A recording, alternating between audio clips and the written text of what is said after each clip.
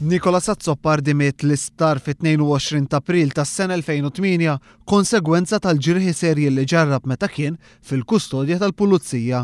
Huwa kien ġie arrestat fit-8 ta' April.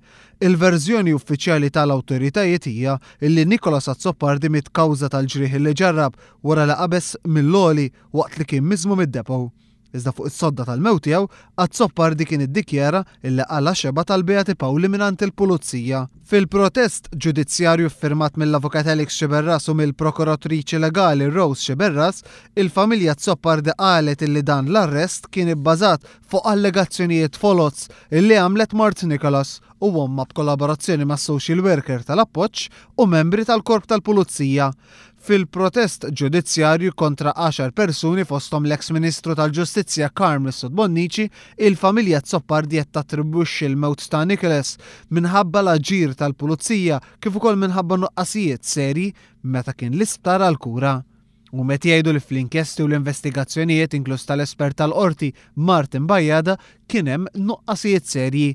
Il-familja Azzoppardi qalet li dan kollu kien parti minn cover-up ħalli titat tal-verità. Għalhekk huma qalu li qed iżommu responsabbli għad-danni lil dawk kollha responsabbli.